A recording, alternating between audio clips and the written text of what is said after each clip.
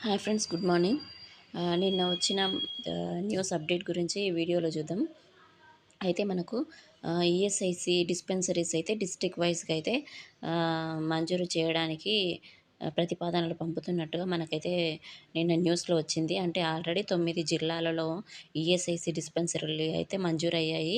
ఇంకా 20 జిల్లాలో అదనంగా డిస్పెన్సరీస్ అయితే ఏర్పాటు చేయడానికి ప్రతిపాదనలు పంపనుంది.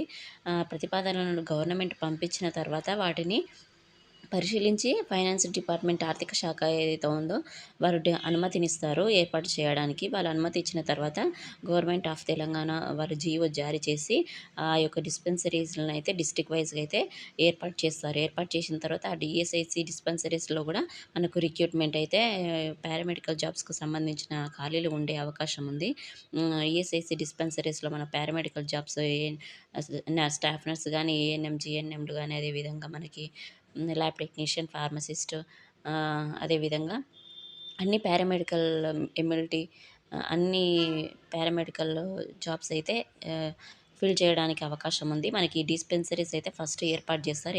ఏర్పాటు చేసిన తర్వాత మొదటిగా మనకు ఆర్థిక శాఖ ఆమోదించిన తర్వాత ఆ డిస్పెన్సరీస్‌ని ఏర్పాటు చేసిన తర్వాత ఖాళీలను గుర్తించి ఆ ఖాళీలకు నోటిఫికేషన్ ఏసే అవకాశం ఉంది. మనకైతే ఆల్రెడీ 9 డిస్ట్రిక్ట్‌లలో ఈఎస్ఐసి డిస్పెన్సరీలు అయితే ఏర్పాటు మంజూరు అయ్యాయి ఆల్రెడీ. ఇంకా 20 డిస్ట్రిక్ట్‌లలో అయితే ప్రతిపాదనలు అయితే పంపించారు.